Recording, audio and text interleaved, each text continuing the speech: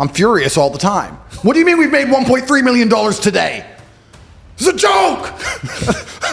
Flip the computer. But it's you have to conquer the earth. So you have to be the guy who goes, okay, the wind's blowing in this direction. Fuck them. I'm doing this. You have to come to life. You can't let life come to you. Because if you let life come to you, then you're going to be living inside of a matrix and a system which is designed not for you to live your best life. It's designed for you to comply. My point is, if you have no money and you're coming to me saying, I want to make passive income, why are you not making active income? Get up off your ass and work first. If you spend all of your time sitting around people who talk about how to become powerful and influential and rich, guess what you're going to end up being? Yeah. Powerful, influential, and rich. I don't give a shit what happens to me in my life. I don't care how bad it is. I don't care if the worst, most heinous things I could possibly imagine happen to me. I know that my sadness, my depression will be temporary because I will never stay a loser. It's against my creed. It's not in my DNA. This is the 60 best minutes of Andrew Tate, part 2. You love the first part so much, so I really hope that you love the second one as well. Enjoy. And you can't save yourself to a lifestyle. No. And that's the thing. So I have 36 cars, right? Let's take one of them. Let's take the Bugatti. That's 5.2 million. Let's do some easy math. Let's say you make $5,000 a month and you manage to live completely for free. You manage to walk to work for free, eat for free, don't need clothes. Your complete life's free. That's 100 months. How 100 divided by 12, that's 70 something years. You need to work and save for 70 years to afford one of my 36 cars in one of my 7 houses. You can't save yourself to the top. No. You can only earn your way to the top. So the idea of saving money, a safety net, knowing that you can have peace of mind, taking care of your family or your children, all that I understand. But truthfully, your goal when you wake up shouldn't be like, how do I save more money? That's scared. That's fearful. The universe and God does not reward fearful people or cowardice. There's a degree of cowardice in how do I save more, as opposed to the opposite. Well, I'll just go take more. I'll just go make more. I'll just go make more. If it costs me $400,000 to go see Dan Bilzerian, fine. I'll just go make more money. And it's that attitude. It's that entrepreneurial spirit. It's the abundance mindset. It's the abundance mindset. So money for me is a tool, and I get whatever I want. The brokey days were good days, bro, man. Like I'd get McDonald's and you're laughing with your boys. Yeah. The brokey days are great. And I'm not complaining about being rich. Obviously I worked hard for this and it's a fantastic life I live now. But I think without those brokey days, without those original days to compare it to, without that juxtaposition, then I don't think being rich would be fun at all. I think it's only fun because you can compare it to the days when you weren't rich. That's the only thing that makes it fun. The only thing that makes a $10,000 steak fun is that you can laugh saying how you never had 10 grand in your bank till you were 27 years old. Yeah. Like otherwise it's boring. Otherwise, okay, steak. And I think if you're born with too much money, that you'll never truly be happy. I think you need the brokey days. They're the best days. Most people are so uninteresting and so unremarkable that you could replace them online with a chat GPT bot and you wouldn't really notice. Genuinely, that's how boring most humans are. If you're special and remarkable and unique and you're famous or you do whatever, that's different. But most people you could replace with ChatGPT by text, you wouldn't even notice. And that is a free application, which is brand new. Imagine we're going to be in 20 years from now. So we start talking about useless eaters. This has been discussed by very important, very powerful people at length. The same people who are trying to give you the vaccine are talking about the fact that the population of the earth needs to decline. Why do we need, they say it, Bill Gates says it.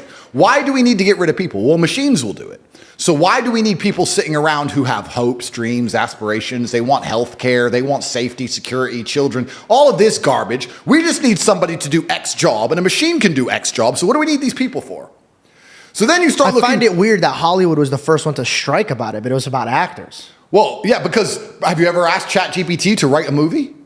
Like that? Bro, it's better than anything you've seen in Hollywood in a long time. There's no woke bullshit. There's no trans, lesbian, black, double-dicked fucking hero. So it's great. You know what's so funny is that like this episode is definitely gonna like fuck my account up, but I'm in for it. And this idea of chasing happiness and always being concerned and preoccupied with how happy you are is actually the biggest mistake that a lot of people make, I think, in the world today, especially men who wake up and go, oh, I don't really feel happy, so I need to get happier. And that's how they end up down a hedonistic path of drugs or alcohol or gambling, chasing pleasure. I don't care how I feel. Yeah. I don't care if I feel happy or sad. It doesn't really affect what I do each day. I do the exact same things. I act the exact same way. I don't care. Yeah. I don't put weight to the significance of the emotion. So I always consider myself a happy person, but if I woke up and I was slightly less happy one day than another, it wouldn't affect anything I do and I wouldn't put any relevance to it. I'm human and that's life. And So yeah, am I any happier now that I have hundreds of millions of dollars than before I was broke? Yeah. Not really, but I was never unhappy. I'm the same state that I was then that I am now. I have work to do and I will do it. It's as simple as that. By the way, hit the like button and follow my YouTube channel. I already work on the next video for you. And life is a value exchange. Every friendship, every relationship, every business relationship, there has to be an exchange of value.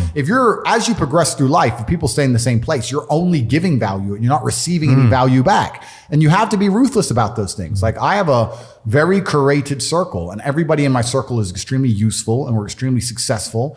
And it's a very motivating thing. If you're in a room full of ice cream experts and all they talk about is ice cream, how to move ice cream, how to sell ice cream, different flavors of ice cream, how you make ice cream, you're going to learn a lot about ice cream.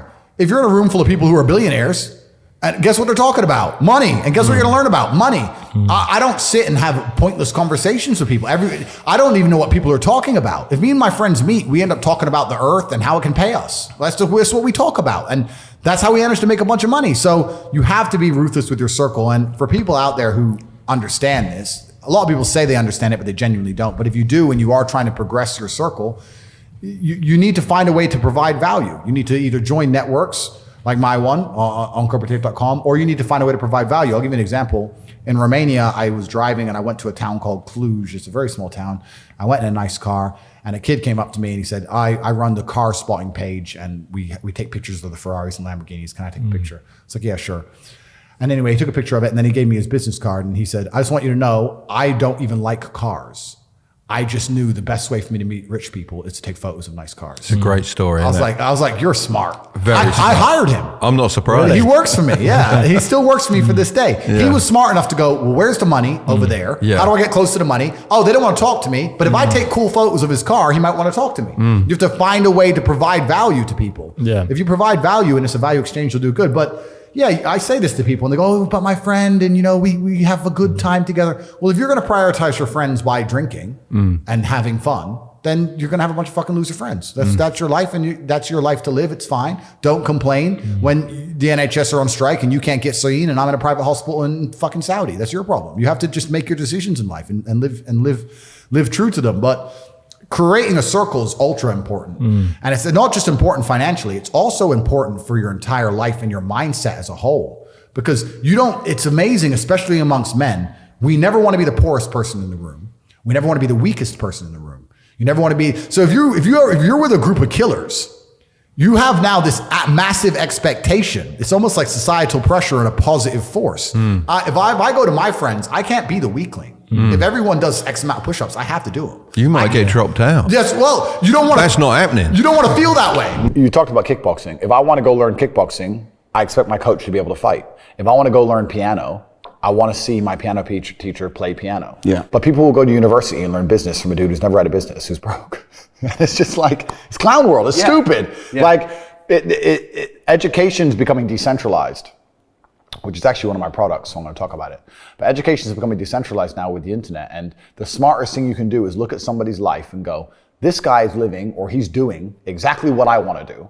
I'll learn from him. That is the smartest thing you can do, as opposed to just going to these traditional educational systems. You need to be out competing all the other people on the planet who are hyper competitive. And if you think you have 8 hours to sit there and just read a book, you are wasting your time. You are too slow and you are going to lose against people like me, because we're just too quick, too fast. Our networks are too various and large, and we make decisions too quickly and we absorb information too quickly, and you're just behind the time. By the time you're done reading the book, the moves have been made. But it's over, The game's over. Chess teaches you that if you lose, at some point you made a mistake.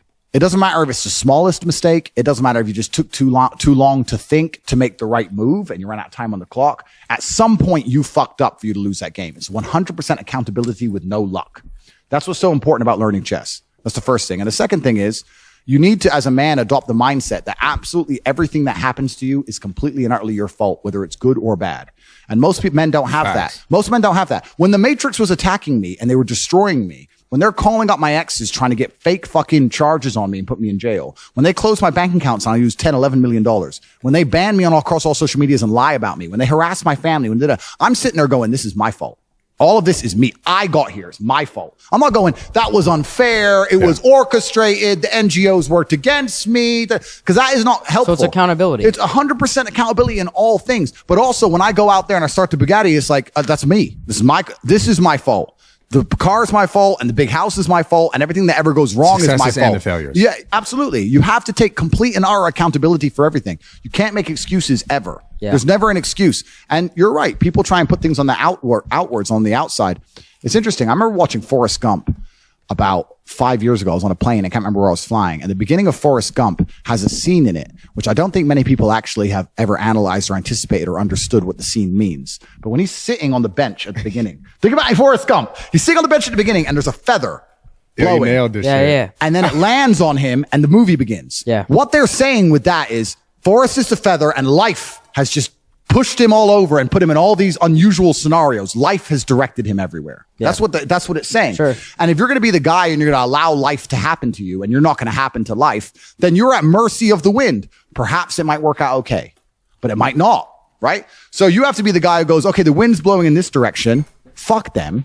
I'm doing this. You have to come to life. You can't let life come to you. Because if you let life come to you, then you're going to be living inside of a matrix and a system which is designed not for you to live your best life. It's designed for you to comply. And it's not how for do your you benefit. That's what it's really about. The whole world is about power. So when someone comes on TV and tells me I'm supposed to believe something, you need to believe this about the planet.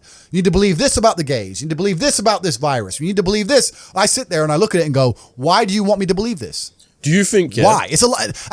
And sorry, you got me started now. Sorry, bro. But it's like, why do you want me to believe this? Do you want me to believe this because it's good for me, or is it because it's good for you? Are the rules made for the benefit of me, or are they made for the benefit of the people who make the rules?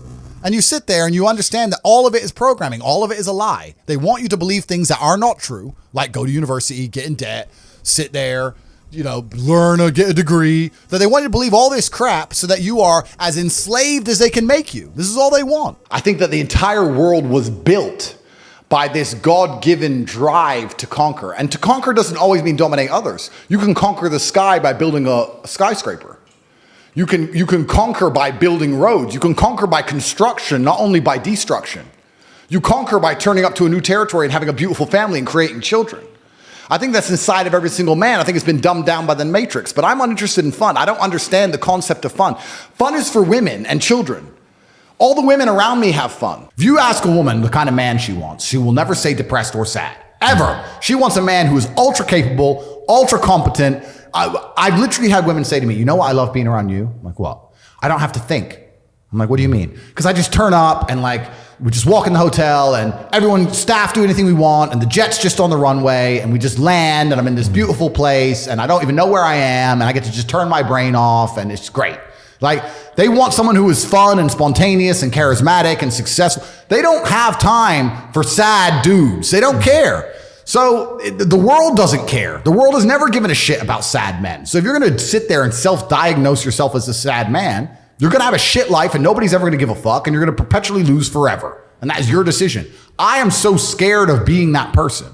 The idea of that terrifies me to the point where I don't even want to accept that as a reality that can possibly exist. I don't give a shit what happens to me in my life. I don't care how bad it is. I don't care if the worst, most heinous things I can possibly imagine happen to me. I know that my sadness, my depression will be temporary because I will never stay a loser. It is against my creed. It's not in my DNA. Ignorant people can, to a degree, be happier in certain scenarios than others. Good. Yeah, They're just- because they don't understand what's They- really they- happening. yeah. They don't understand about the battle of good and evil. They don't understand about the Matrix. They don't understand that they're a slave. Yeah. They don't understand it. And they're ignorant to how good their life could be. So they think their life is good. I understand all that. But that all changes when times get hard. Because those people are not happening to life. Life is happening to them. And they are subject to Circumstances. That's correct. going on. I'm not subject to circumstance. No matter what happens, I can change country. I can fight against the wind. You are the I can circumstance. disappear. I am the circumstance. Tate arrives and circumstances change. Whereas these people cannot do that. The circumstances dictates their life. And on a long enough time scale, especially in the world we're currently living in, I think that things are going to get a lot harder for these people. And they will see soon that ignorance is not bliss because they cannot pay their heating bill. Whereas if they were less ignorant and paid attention, they'd be able to be living in a mansion like me with heating on full blast. So this is what happens. I have hundreds of people who I talk to all doing this shit. Hey, Tate, have you seen this? Boom. And I'll throw him something. He'll throw me something. That's my ecosystem. That's who I talk to. Those are my friends. We don't talk about Rihanna. We don't talk about the football. We don't talk about Love Island. We don't talk about anything other than money. Yeah. How are we not going to make hundreds of millions of dollars? How am I not going to have money? Like, that's all we talk about. That's all we do. So I say this to people and I say, when's the last time, we talked about the coffee shop example. I say this to people all the time. When's the last time you sat and talked about money? What do you mean? When's the last time you sat down with someone and talked about money? Well, what do you mean talk about money? Well, if you don't know what to talk about, then you don't understand money. So go learn how money works. Go learn how a bank works. Go sit on YouTube for free. You don't have to pay 50 grand in 4 years like a university. Go sit on YouTube and understand money, banking, or the real estate market, any of it. Understand the last housing price crash, why it happened. Understand mortgage rates and how that's affected by interest rates. Understand it, and then go sit with someone else who understands it and talk about it. Oh, yeah, I should do that. Yeah. Back to TV. Yeah. Dumbasses. My kids are broke. They are brokies. Yeah? Yeah, because they ain't going to get the lessons any other way. You know what? It's actually different. So if I had a daughter, my number one concern wouldn't be spoiling her. Because I think spoiling a chick isn't even a bad thing, really. I don't think it affects their mentality nearly as much as a man. But the problem with spoiling a woman is if she has too much access to money, a man's going to get hold of it. I've been around, bro. I know. If let's say I had a daughter and she's 18 and she has access to a bunch of money, her boyfriend, whoever the fuck he is, if he has any game, is going to be in the club on my money, driving her fast car with no insurance. PS5 paid for. You know what I'm saying? She'll be buying him nice presents and shit. So that what annoys me about the chick. So she can't have any money because I don't want some fucking side dude getting it. Yeah. My son ain't going to get any money because I don't want him losing his hunger. I want him to grow up broke. I want him to go through all the struggles I went through. I want him to suffer. I want him to have that fire. Now, I had some major disadvantages due to the fact that I had absolutely zero access to money. My family was completely broke. So I will give him some advantages. Let's say like when I was a fighter and I was fighting and I couldn't pay the rent. If my son, when he wins his fight, I'll give him a financial bonus myself for winning. But he still has to go win. Yeah. You understand what I'm saying? My kids are not going to be born into any kind of wealthy environment, in any kind of money. When I have children, I probably won't even raise them in a Western country because I think Western countries are soft. Bro, if I have boys, I want them growing up in deep Russia. Hardcore ones. Yeah, with like in the mountains with the goats. Like just running in the snow barefoot. Khabib ones. Yeah, I want monsters. That's what I want. I don't see the point in having to send them to some private school to sit around with a bunch of fucking toffs. Yeah. I don't see that. I think the best education in the world comes from the streets and comes from hardship. I don't think a private school can teach my kids anything that I can't teach them or that they actually need to know. You know, so when I have children, their lives will be very, very hard. So I think that as a man, your happiness comes from feeling respected over feeling loved.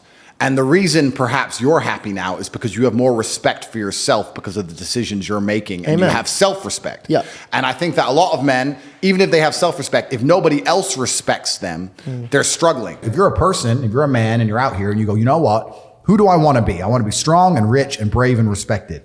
Then I need friends who are strong and rich and brave and respected. That's what you need to do. If you're going to say, oh, I want to be these things, but I hang around with this guy because we play FIFA together, then you can stay a fucking loser. And that is your decision. Stay a loser. I have no sympathy for losers. I want to make this another thing clear that ends up on TikTok and everyone cries their eyes out. I don't give a solitary fuck if you want to stay at the bottom of the societal totem pole. If I'm going to ignore how I feel day after day so I can perform, regardless of whether I'm sad, happy, pissed off, tired, if I'm going to get up and work anyway when I'm tired, how do you expect me to feel sorry for you because you didn't work when you were tired? If I don't care about my own emotions, I certainly don't give a solitary shit about yours. If you want to stay a loser, stay one. Good, it's fine.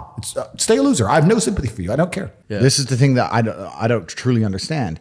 If I'm unhappy with something and I'm uncomfortable with something, I fix it. Yeah. That's endless motivation, which I don't truly believe in as a concept, but that's endless fuel for the fire. Right. If I was unhappy with something about myself, regardless of what it was, I would be able to take all of that discomfort and turn it into endless energy to get the problem fixed. Yeah, exactly. But these people seem to It's okay to be unhappy. Yeah, well, these people seem to sit and say, I'm really unhappy with X, but then stay doing X. So I don't believe they're truly actually unhappy. What you'll notice if you live life long enough is that somebody will sit and say to you, I'm unhappy being a loser. You say, why are you a loser? I just sit at home and play video games 7 days a week. And you're like, okay. And maybe 3 days of the week, they're unhappy doing that. Yeah. And that's the time they email you and that's the time they want to make a change. But 4 days of the week, They don't really. It doesn't really bother them. Yeah, it doesn't really bother them because if it bothered them 7 days a week, guess what? They would fix it. Correct. Yeah. So I have very little sympathy for people, and that's not because I'm not a nice person, but it's because I've been so hard on myself, and I've been through so many things that were difficult, and I've been through so much pain and trauma myself. Some of it self-inflicted, some of it given to me by God to make me a better person. But I've been so difficult on myself. It's very hard for me to look at somebody who's refused to be difficult on themselves and see them as my equal or feel sympathy or pity for them. Why would I feel pity for somebody who took the easy route when I took the hardest possible route? Yeah. I took the hardest possible way to be the man I am, and you were too big of a and now you want me to feel sorry for you? I don't feel sorry for you. Yeah. I don't feel sorry for these people. And because as a man, you can be anything you decide you want to be. That's the beauty of being a male. You can build your character completely from the ground up, just like a video game. Every single thing about me that people respect, I built. I was not born a world champion kickboxer. I was not born this intelligent or intellectual. I was not born this rich. I was not born this strong. I was not born this confident. I was not born this interesting. I was not born this charismatic and humble and gorgeous and tall and strong and sexy. I was not born none of these things. I became these things myself. So I deserve all the spoils of war. And anybody who decides they don't want to work hard enough to become those things, then they deserve to sit and accept they're my inferior. Yeah. That's their problem. The kind of people who are really genuinely upset by what I say are the kind of people who can't truly learn anything and become successful in life. Yeah. I obviously know what I'm talking about to some degree, right?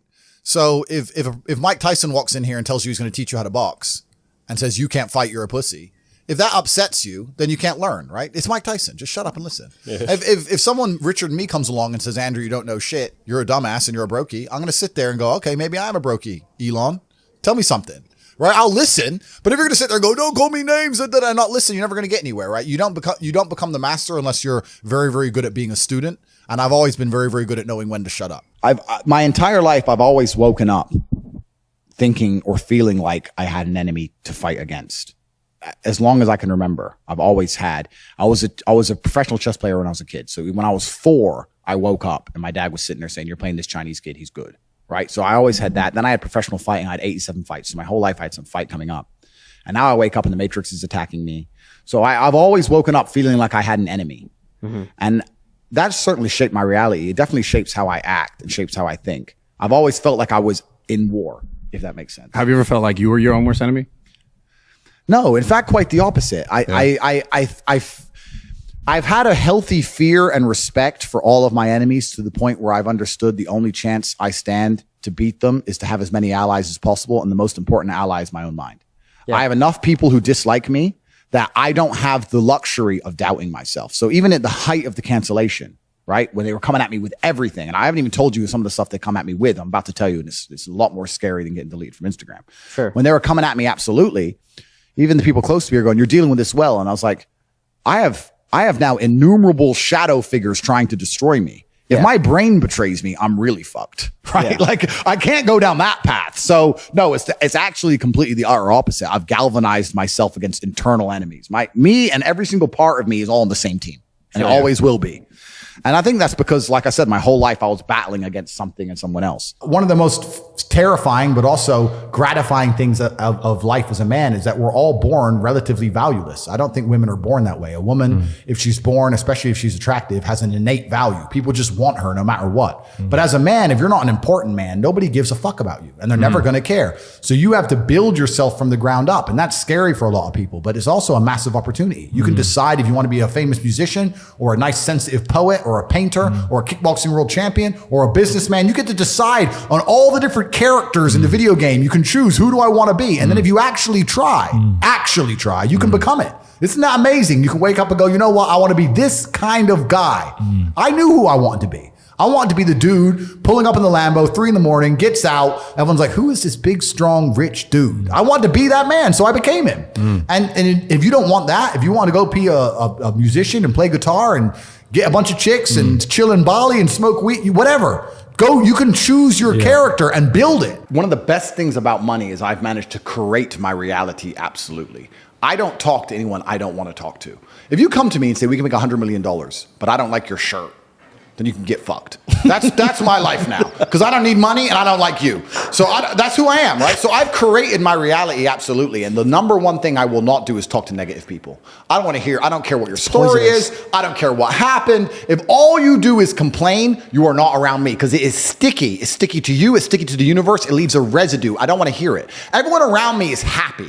And not only happy, we're the kind of people, if we're in a trench and we're getting shelled, we're laughing. Yep. We're like, missed. Woo-hoo. That's who we are. Bro, they just hit me with the largest matrix attack on the planet. I should be destitute and disappeared. Here I am on your podcast. I just pulled up in a brand new sports car. I'm like a cockroach, and you drop the nuke to kill everyone. The cockroach crawls out with Top G on the back. It's all hilarious, bro. It's a joke. Human trafficking for TikTok. The whole thing's a joke, but here I survive. So you have to be that person. And even my brother and I in jail, sometimes we just look at each other. We'd be sitting there in jail, and sometimes we'd look at each other and just burst out laughing. Like, this is so ridiculous. But I don't have time for negative people. And especially when negative people come out with their sub stories, I guess I'm kind of fortunate that God has put me through so many difficult things. When people tell me their sub stories, I'm sitting there going, is that it? You're a fuck up because of that? You should have seen what I had to do. Like, so I don't even want to hear it. I'm uninterested in it. And you're right. You have to be careful who you're around, because you are the sum of the 5 people you spend the most time with. I knew a guy who wanted to be a musician. And I'd meet him and say, how are things going? He'd go, bro, nearly finished my song, gonna finish my album, and we're gonna make a lot of money. I was like, cool. 6 months later, I'd see him, how's things? Hey, bro, almost done with the album. I was like, it's been 6 months. An album. Yeah, but you don't understand. You gotta mix the track. It takes time. Mixing a track. Okay, we have computers. What, 10 minutes? Okay. Two days. It's been 6 months, bro. Like, and I'd sit to him and say, it can't take this long. You're just smoking weed. You're not working. And he's like, no, you don't know. So I thought, okay, I'll make a track. So I made a song. I wrote some lyrics and hit a guy up, got a beat, got a mic. I know I'm not talented. Yeah. Talked, blah, blah, blah. I made a song in 2.5 hours. And I started releasing these songs I made in 2 hours. And it was just to spite that guy, just to teach him a lesson about how speed works. It's funny because obviously not because of my musical talents, but because of my influence everywhere else. I got millions of views on my videos. Yeah. So I beat him. Yeah. So like, how many views you got? Yeah. 0. And it's not because the songs are good, not because I think I'm a musical genius, but because I'm Tate. But they're like an hour, 2 hours. I threw them together, and it was just a lesson in speed to make sure that I wasn't making any mistakes. When he was telling me it genuinely took months, I knew he was wrong, but the only way you truly know is to do. So I was like, this has to be a lie. So I made a song in 2 hours. I made a video in 3 hours, and boom, boom. From 9 a.m. till 1 p.m., bang, millions of views, done. And he's still talking about his album. He's probably still talking about it today. probably doesn't even exist. Comes out tomorrow. Yeah, be ready. It's coming. Yeah. Look, everyone loves passive money, right? I make money as I sleep. Yep. I get it. You need to de-link your time to your money, because if you're only working for money, you run out of time, you can't make enough money. I understand all those principles. My point is, if you have no money and you're coming to me saying, I want to make passive income, why are you not making active income? Get up off your ass and work first. Because there's no such thing as completely, truly 100% passive. You're going to have to check on it. You're going to have to maintain it. You're going to have to find a new tenant for that property. You're going to have to make sure that DeFi crypto farm you're in doesn't go to zero. It's not a rug pull. Yeah. You're always going to have to keep an eye on it, right? But the idea that people with no money are already so concerned with making money without work is amazing to me. You should be worried about active income. If you show me, if I'm a brokey and you show me how to make $1,000 an hour, I don't sit there and go, okay, but how can I make that passive? I go, cool, I'm making $18,000 a day because I'm going to work. Dude, you don't need to worry about passive income until you have no more time. I look at passive income because I have 18 hours a day I work. When all 18 of those hours are done and my workload still isn't finished, I have to find a way to make some of those income streams passive, either via staff or whatever else. Yep. And that's how I work smart. I use all of my time, and when all my time is done, now I have to become more efficient so that I can get more done within the same time frame. To sit there and say, I don't want to use my time, so I want passive income is dumb shit. The 16-year-old making 45 grand a month, if he was to sit to me and go, I don't want to make the TikToks, I want someone else to do it, make it passive, that he wouldn't be making any money. He's just working. You have to just work. Some point you have to bite the bullet and just work. So when someone comes to me talking about passive income and they're a brokey, I'm like, you are just lazy. You are lazy. You will never get anywhere. Lazy people never get anywhere in life. Doesn't matter what it is. Doesn't matter if it's tennis or money. If you're lazy, you're never going to get there. I feel uncomfortable with a lot of money in my bank. So that's another thing. Like, I'm now at the point where I don't really carry money at all. I don't have any way of paying for things because anytime I'm anywhere, I'm with like my PA or my security team, whatever. So it's almost weird how quickly you get used to like walking in somewhere, eating, and just walking out. I don't pay, and someone else sits and pays for me. Sorts it. So, yeah, so it's weird. I don't pay for anything. I don't have any money. I don't have any of that stuff anymore because That sounds like true freedom, though. You don't have to worry about the money at all. I don't look at the price of anything. I don't look at the price of anything. If a new car launches and I want it, I just say, give me this and Sort it. yeah, literally, give me one. What options? All of them. Just tick every box, buy. And cars turn up at the house that I've forgotten I've bought. And When did you reach that level of wealth? Was it within the last couple of years, or were you at that stage beforehand? I was always fairly well off, but in the last, I'd say 3 years, I got to a point where money is truly not real. Money has no value whatsoever for me anymore. So if I want something, I'll just buy it. What do? Starting from scratch, you're in London, you got nothing, you got no contacts, you're not in your war room, and you need to make £10,000. I've never done it before. However, you'd have to start with selling something. Yeah. You'd have to start with becoming the middleman of something, and you have to start by taking a commission. That's the first thing you could do. Like the London dropped in the middle of zero and doing it physically, I'm not sure. I think no matter where I was dropped, I would turn to the internet, no matter what. Okay. I think that because the internet's just a global marketplace, it's just so much better. I'd find somebody with, okay, so let's say I had nothing, right? I'd find somebody with star power, like you, for example. And I'd come along, I'd drop you an email and say, listen, I want to put something together. I believe I can help you sell more. I am hoping if I show you I can sell more, you'll give me X amount of commission, X amount percent. I understand you have star power. You have something I don't have. You can talk in front of a camera. You can attract people. You can entertain people. What are you currently selling? You're selling this. Okay, if I bring X amount of 1,000 people, will I be able to get this percent? That's what I would do. I think that if I didn't have the ability to sit on a camera and entertain, I would find somebody who does, and I would be the blood and guts beneath the show business. Interesting. And that's the easiest way to get rich in the world today. So you'd find someone that's got an existing product or service. Correct. And then you would help them sell it and promote it. Absolutely and utterly. That's the easiest way to get rich today, especially because commission only, nobody's afraid of saying yes to. What's made me the most money is the War Room.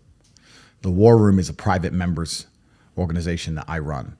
So when I first got This is interesting. When I got extremely wealthy, I wanted to know where I kind of felt like I'd gone to outer space expecting to see aliens, and I got there and there were none. No aliens. I was like, where is everybody? Okay, I'm rich, but I expected once I became rich to meet other men who were rich, focused, intelligent, had their dating lives in order, their physical health in order, their finances in order, their connections in order. And I got to the top of the mountain and I looked around and realized nobody had it. Like, yeah, this guy's rich, but he's cucked by his wife and he's fat. This guy's rich, but he's controlled by the Matrix. This guy's rich, but he's dummy. He just made a bunch of money making music, rap. He's an idiot. This guy's rich. Like, and there was nobody who had it all. Yeah. I was like, and I wanted a network of genuine predators. I wanted the Freemasons almost. I thought I didn't want to join their organizations. But You wanted people like you. I wanted people like me. So I started an organization to find those men. If you spend all of your time sitting around people who talk about how to become powerful and influential and rich, You're just guess what you're going to end up being? Yeah. Powerful, influential, and rich. So now I have the greatest network on the face of the planet. And when I say it's maybe the most money, it's not because of the membership fee. The membership fee is very low. It's cheap. It's because of the opportunities and connections inside of the War Room.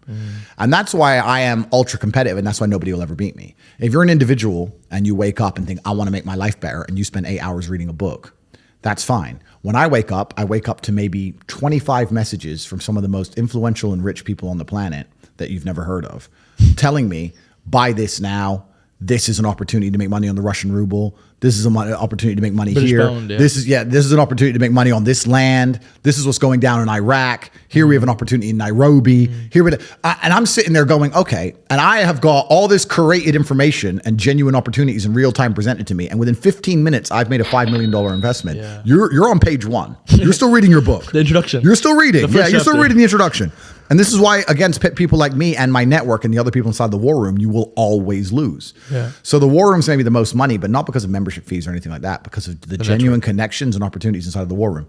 And we're just free minds. Anybody who listens to what I say and agrees with it and likes it should understand that you are the sum of the 5 people you spend the most time with. 100%. And if you know 100%. that, then you need to make sure you're not spending time with anybody you don't want to be. And if you learn and absorb and you're in the right place, then you can do fantastically well. So the War Room, I mean, with the War Room network now, I could never be broke ever again. I think the world would be a terrible place if everyone had a free mind. You do need the slave minds. I've heard you say that. As annoying as they are, Yeah. you do need the slave minds. You do need the guy who believes that, working in the gas station is important and he's good at it. You need him. It's good. You need these people. But what if that guy just doesn't know any better, though? It's good. Or he's This is what we're talking about, Good, though. fine. The world can't all be, mansions on the Palm in Dubai. They can't all be that. So successful is all about self-definition, which is what I was saying at the beginning. You have to decide who you want to be. And if you wanted to be Joe Schmo and you pull it off, then you'll be a pretty happy, content person. To decide who you want to be. I think the people who are miserable, it's the gap between their expectations and their reality. That's where the misery lies. Yeah. My expectations were always enormously high. Even when I was a nobody, I knew I had to be filthy rich and a kickboxer, and I knew I had to be the kind of guy that people gave a shit. Were you happy at that point? I know, but I knew I'm basic things. At the age of 15, I knew that if I'm the kind of guy that if I raise my voice, people are going to care. I'm not going to be the guy who starts shouting and everyone thinks it's funny. I know I'm going to be the kind of guy who is genuinely a formidable opponent in all realms of human endeavor. I know I'm going to have money. I know I'm not going to take shit Where did from that come nobody. from, though? But I just you can't just. Yeah, I know. You And can't I understand what you're saying because my whole life you I had the felt same like thing, there's bro. always more. I know that there's more. But I think a lot of people have that. Of course. But the people who are miserable are the people who don't try hard enough to obtain it, because I actually believe, and this is another thing I'll say, I believe the universe is very giving. I think the universe and God himself is very giving. I've yet to meet somebody in all my years who is genuinely giving 100% of themselves day after day, doesn't snake anyone, firm handshake, look you in the eye, doesn't lie to nobody, and tries 100% who doesn't get what they want. I've never seen it. Every single person who doesn't have what they want, there's something in their story that doesn't quite add up. I've yet to see some guy have you ever seen a guy who eats right and trains his ass off and never misses a gym session ever not grow? No, ever. no, never. Not Ever. what? Not what? Grow. Not grow. Not make ever. gain. It's just, that's the way the universe works, right? So if you're truly about it and you're truly trying your absolute best, you're going to do it. And that's what I believe. I believe the universe is extremely giving. So when I meet somebody and they go, I really wanted this and I don't have it, I say, you didn't really want it. You're a liar. I don't understand, or I don't fathom the concept of fun. I don't wake up and think, what can I do for fun? I don't wake up and think, what is fun? I want fun. That never crosses my mind. I wake up and think, I have things to do. And if I don't have things to do, I'll find things to do. You can always do more work. There's no such thing as no work to do. After this podcast is done, you can release it. And you can make X amounts of clips. That's going to be done. And then you could watch it back and you could analyze every word you've ever said and you could find a way to say it differently. You could look at dictionary and find new words and you could learn them and you can memorize them all. Then you could sit down and you could rehearse it and use those words and sentences to make sure you pronounce them correctly and you don't make any mistakes. Then you could always do more work from the same thing. The work is never ending. The money is never ending. So you have to find joy in your work. You have to find purpose at least. I don't know if I even find joy in my work because I'm stressed and annoyed. I'm furious all the time. What do you mean we've made $1.3 million today? It's a joke. Flip the computer.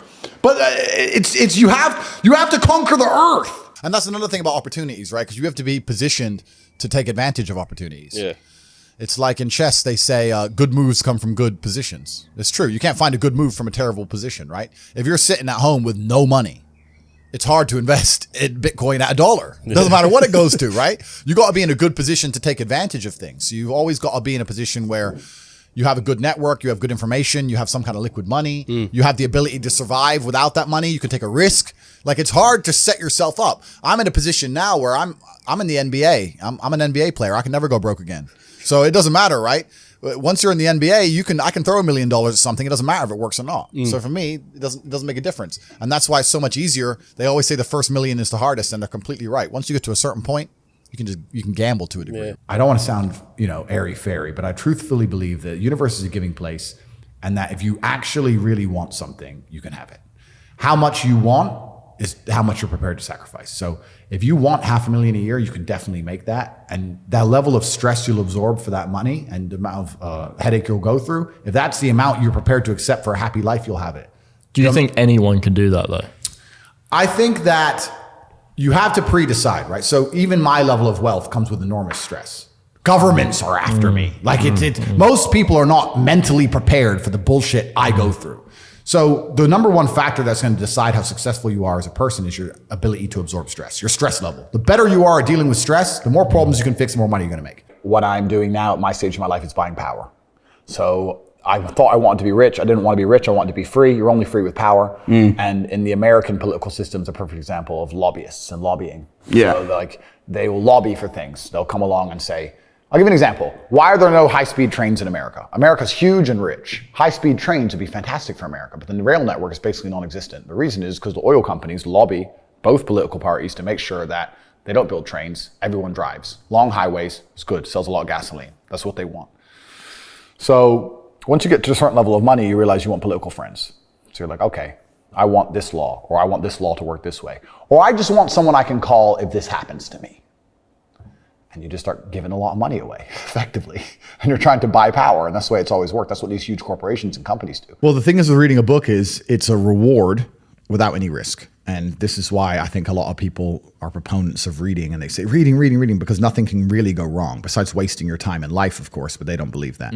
I am a much larger proponent of larger risks and larger rewards. If you want to learn about self-help, if you want to understand yourself and see what kind of man you really are and learn how to fight through adversity and learn how to get up when life's difficult and learn how to control your mind and learn how to struggle, then you can go to the boxing gym. And you can get your ass kicked. You do not need to read any books. You need to get in the gym, walk in there and say, I'm going to fight the best fighter here every single day and not quit until you can eventually beat him.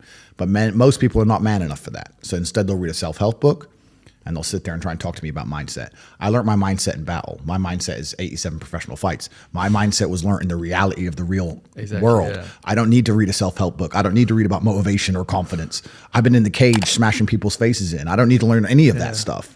So I learned in reality, and reality is always going to be a better teacher than a book, because you're not learning when you read books. You're regurgitating. You may be reading, but I don't believe you're truly learning. My coach used to say, if it doesn't hurt, you didn't learn.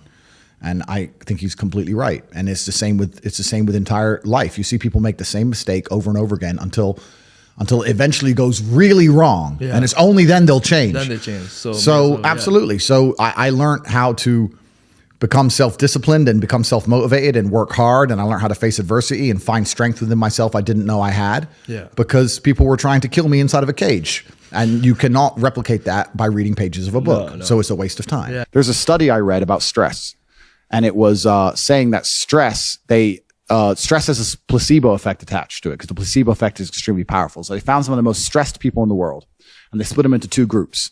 And they're all equally stressed. They all have a bunch of cortisol in their blood. The people who believed that stress was bad for you and that stress can hurt you, and they believed those media articles, were dying earlier. They were having heart attacks and having stress-related illnesses. The people who believed the opposite, who just said, stress is part of being successful. I like stress. When I feel stressed, I do my best. It makes me anxious. It turns my brain on. I like being stressed. Lived longer than average. The point is, the same drug, how you look at it and how your body anticipates it, how you feel about it, affects the real world results. I don't think motivation is a real thing. I don't believe in motivation as a concept. I think discipline is real, and I also think discontentment is real. And I don't think it's possible for anybody to stay in a scenario where they're truly uncomfortable. If you fall asleep on your arm and your arm really starts to hurt, even in the deepest sleep, you're going to wake up and move your arm. If you sit there and your life has been in a rut for 7 years, you are semi-comfortable in that rut. Sure, there's days you're pissed off. Sure, you're semi-annoyed by it, but there's also days where you just play video games, eat pizza, and you're kind of cool with it, and it's no big deal. If you were truly unhappy and uncomfortable and discontent with your scenario, you wouldn't be in it. So I don't believe there's anybody who's truly, when I was broke, I couldn't sleep. I'm not saying that. Please understand me. When I was broke, I couldn't sleep. I'd be trying to go to bed thinking, how the fuck these people have Ferraris? I want a fucking Ferrari. I couldn't sleep. If I had to open a coffee shop, if I sit in a coffee shop, right? If I sit in Starbucks, the whole time I'm in there, not only am I thinking about how they got the money from me and how much I spent, I'm thinking about how I could outcompete them. I'd sit there and go, okay, cool. I'm in Starbucks. I spent £5.68. I got a latte and I got a donut, and I'm sitting here. And that business place, that commercial property right across the street is available for lease. How could I outcompete this coffee shop, which just took my money? What's the profit margin on this £5.68? How much did this cost them? The coffee, pennies. Donut, 30p maybe, right? How much is the staff? They pay the staff minimum wage £8 an hour. So I've already paid 30 minutes work from that brokey, the wages. She's there for another 30 minutes for free, right? How much is the rent? How much is the business rates? If I had to open up there, how would I attract people to come into my shop as opposed to their shop? They got a big brand name. I'm brand new. Okay, well, the bitch working here is ugly. My one's going to be hot. Boom, that's the beginning. Next thing, do they have any signage outside? No, I'm going to try and put some signage outside. Do they have parking? No, I need parking. But you just start thinking about how you can convince people to give you their money as opposed to giving it to the places they already give it. Different analytics. And once you do that, people say, I can't think of how to make money. If you start doing that for a year and just keep a notepad, you'll have 100 ideas of how to make money. You'll sit there and go, there's a place here that's doing this and we could do it better this way. This place online is doing this, we can do it better this way. And then to get them all done, what do you need? Network. You need people. It's all about people. Then you need to either go in the war room if you want to join, or have your people around you and say, okay, we can make money with this. Who's going to do it? Who's not lazy? Who's getting up at 4 a.m. tomorrow? Boom, let's get it done. So there's unlimited ways to make money, but most people go through life and their money is taken from them and they don't even identify how they got tricked out of it. They're just happy with it. Yeah, they just have, how did I spend 16 grand in Cirque last night? Oh, because my ass got drunk. How'd they get me drunk? Well, because the guy, when I first bought the first bottle of champagne, was there on the table, pouring, putting it in my hand, got me drunk, then I spent 16 grand on bottles. That's how they got my money. So if I open a club, I need to make sure when people first come in, they get fucking hammered. Nobody thinks about it that way. Nobody thinks, how did they get that out of me? Right? Why am I spending $2,000 for dinner in Novikov? Is it the food or is it the fact that I'm in Novikov and tag myself in Novikov? You have to identify how you're getting famoosed, how you're getting finessed. That's how you do it. But most people just walk through life getting finessed left, right, and center, giving all their money up. And they're like, oh, how did that happen? You got to learn to finesse other people. Yeah, but it's not finessing in a negative way. It's in a good way. It's a good way. You have to take money from other people. That's the only way you're going to make money. Yeah. You have to take it. There's a pimp, and he said a really intelligent line. He said, business is just other people's money. That's all business is. I want to start a business. So you want other people's money. That's what you want. So how are they going to give it to you? You have to think about it. Nobody thinks about it. And the easiest way to think about it is to think how you're giving yours away. That's a mental model you should adopt. Yeah. And you'll end up with loads of business ideas. Business ideas are everywhere. It's just execution, which is difficult. Your ability to speak freely is directly correlated to your insignificance. When nobody listens to you, you can say what you want. If you get a platform and start talking, you will learn very quickly how you're not allowed to say what you want because people are listening. You're free to talk in an empty room. You're not free to talk to millions of people who are paying attention to you. So what we have now in the West is a society which is only linked and only bound by this false idea of freedom. So I'm now at a point where, and my attitude to money, I want to make something clear, is relatively unhealthy. I have no respect for money. There are people who are much smarter with money than me. I don't have any respect for money at all. I don't believe in saving money. And I think a lot of that is down to I'm not advocating people to be like this. It's my life philosophy and the fact that I don't live in any realm of fear at all. I can't imagine myself not being able to make more. I can't ever be poor. And if I wanted something now that took every penny of my net worth, then I would buy it. I'll give you an example. I have an 812 Superfast, a Ferrari. I love it very much. They've released Very nice. Yep, they've released the 812 Superfast Competition. They've released a competition version. Instead of 400 grand, it's 1.6 million, which is a big difference for a bit of a body kit. And I want one in Europe and I want one in Dubai, so I bought two. So I bought $3.2 million of Ferraris. Should I have done that? Well, yeah, I can. But my point is, I'm happy to just spend money. Don't give a shit, right?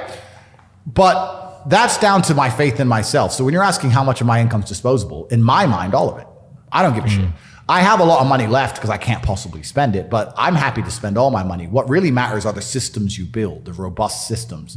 If you have a robust system that's guaranteed to pay you $50,000 a day, and it always will, and you have faith in it, and you're working hard and you're on top of it, and it's going to pay you at 9 a.m. every morning 50 grand, you can spend 50 grand a day if you wanted to. You know, you may not want to, but you could. So for me, all of my money is disposable. I don't have a clue how much money I have. When I was broke, I knew exactly how much money I had. I had 117 pound in the NatWest, and that was it. I'm poor, rent's paid, I ain't got nothing else. When I was broke, I knew exactly how much I had. But now I'm at a point where it gets really difficult to truly measure how much money I have, because you have cash. Okay, that's easy.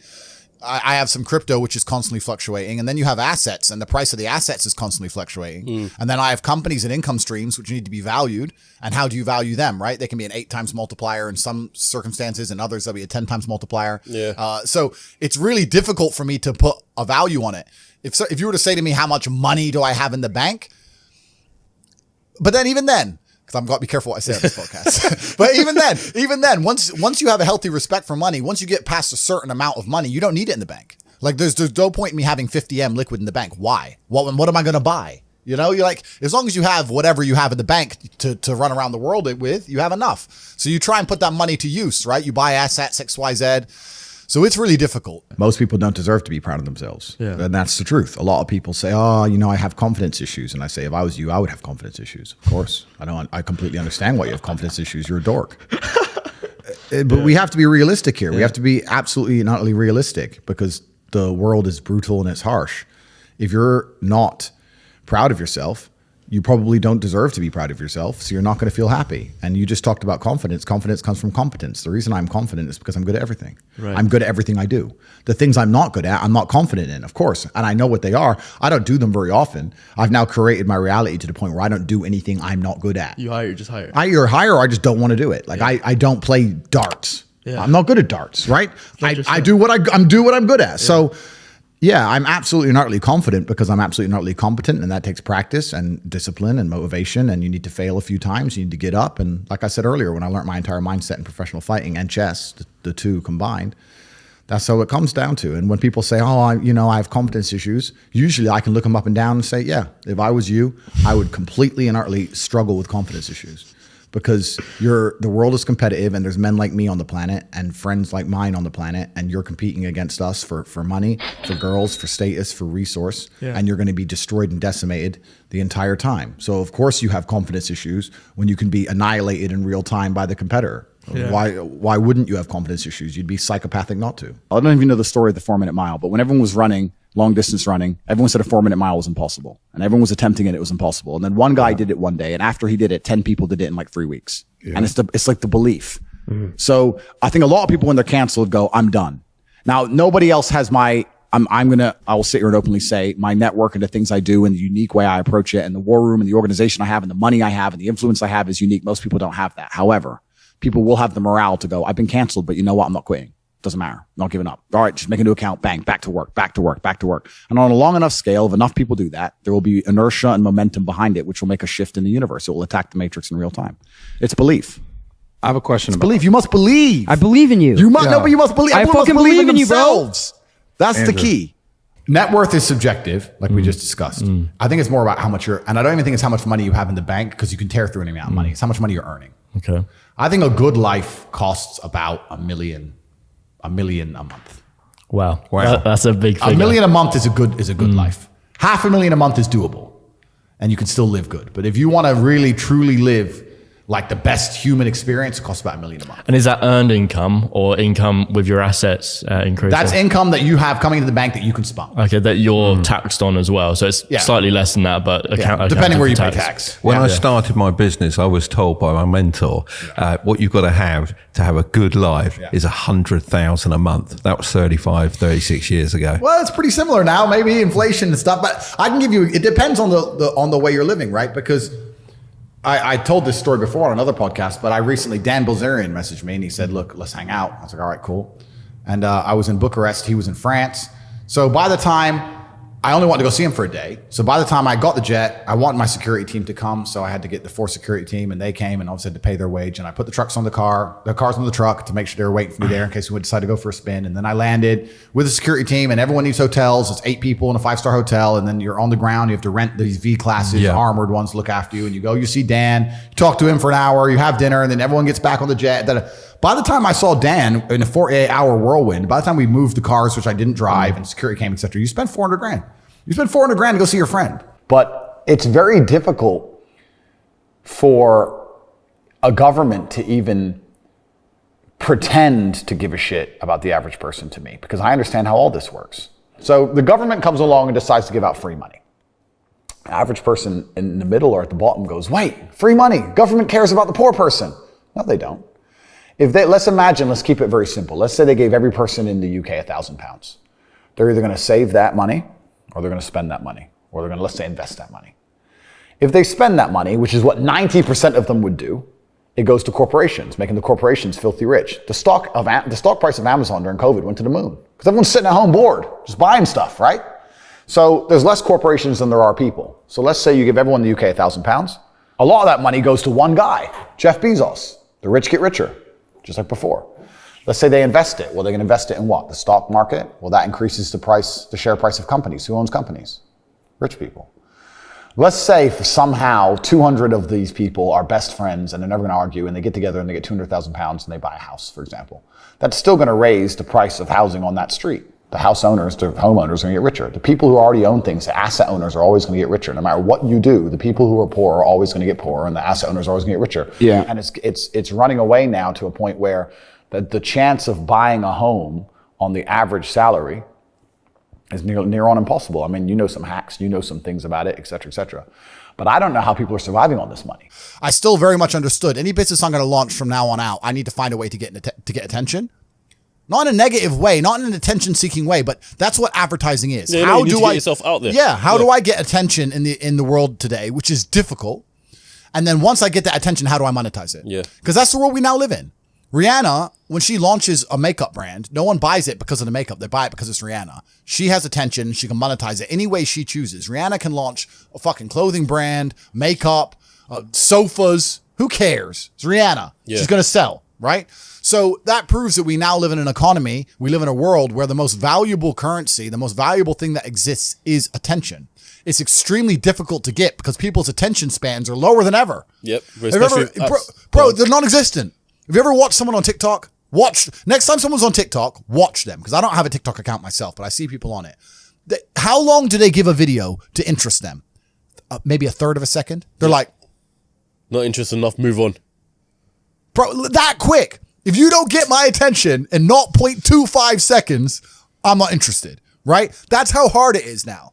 So, and it's getting harder and harder because the apps and the algorithms are retraining our brains to do that. Yep. So now we live in a world where if you can find a way to hack these algorithms and you can find a way to get attention, and there's lots of different ways to do that, then you can find a way to monetize it. And off the back of that, you can become a very, very wealthy individual. Just do it all at once. I mean, that's what I do. I've had people come into my office and say, are you on a phone call and playing chess and reading a web page at the same time? I'm like, yes. I'll be reading what I need to read and on the phone and at the same time playing chess. Otherwise, my brain's not full enough. You need to be stimulated. Yeah. So, yeah, can I focus on one thing? Not easily. But am I massively successful doing enormous amounts of work? Yes, every single day. Yeah, so that's the most important thing. It's just staying within the parameters of constructive. If what you're doing with your energy is constructive and you're within those parameters, then you're going to be massively successful anyway. I am scared about the fact that someday someone's going to say, you know what, this guy's causing too much problems or he has too much influence. Can he just... Why wouldn't they do Can that he just already? crash his car? Can his jet just crash? Can we just get rid of this guy? Because it fixes a lot of issues. And then you have to sit and say, is my life worth more than the trouble I'm causing to these people? They don't give a shit about me. They don't give a shit about anybody. So you do get to a position where it's scary. And then you have to sit and decide, well, do I want to sell my soul to the devil and cuck? Or do I want to just shut up and disappear, which is also cucking? Or do you want to live for something?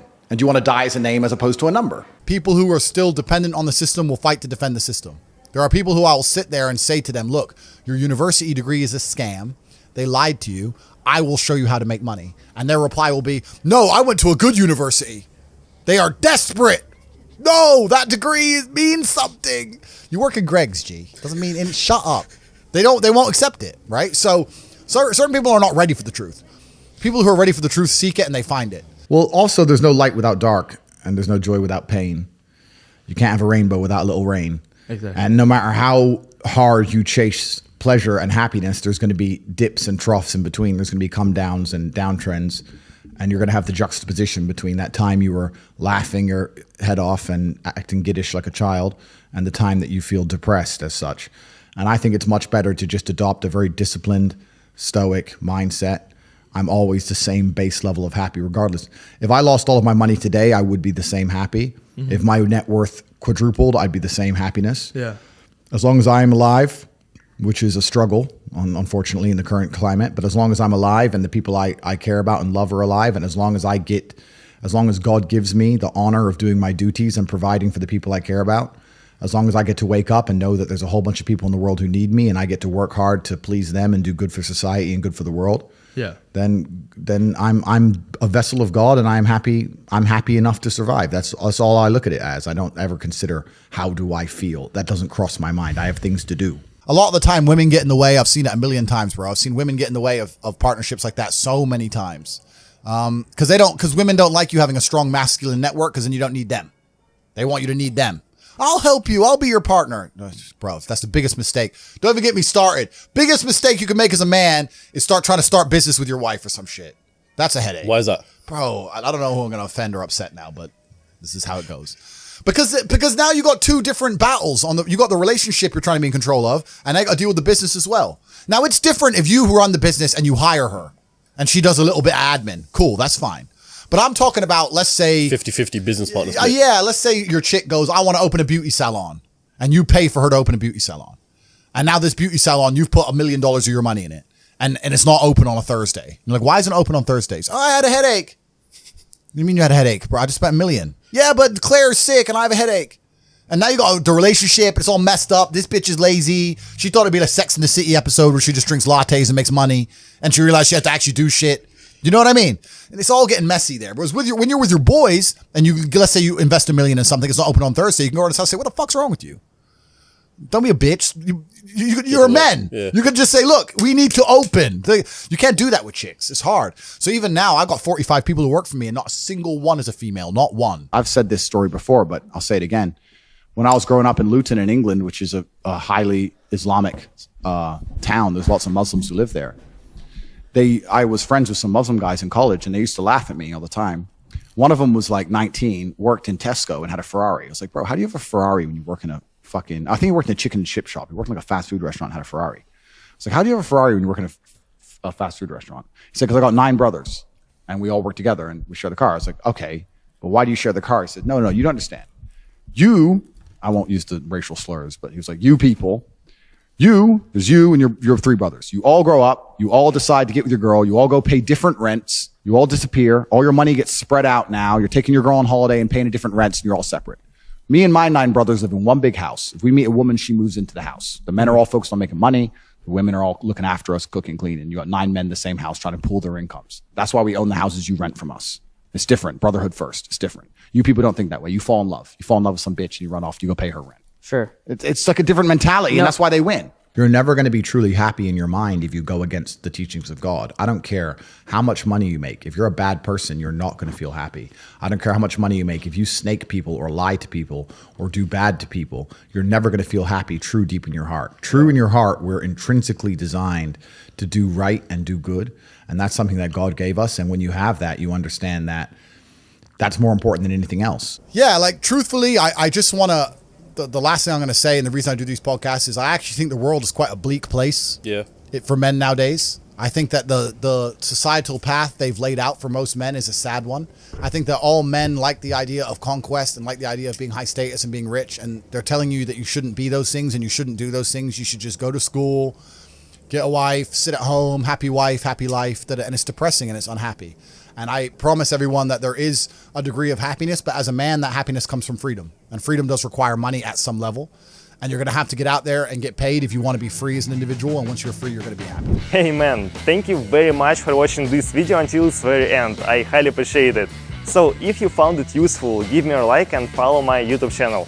If you didn't, give me a dislike and basically follow my YouTube channel as well, because I'm already working on the next video for you. So see you soon, guys. Thank you very much. Anybody who listens to what I say and agrees with it and likes it should understand that you are the sum of the 5 people you spend the most time with. 100%. And if you know 100%. that, then you need to make sure you're not spending time with anybody you don't want to be.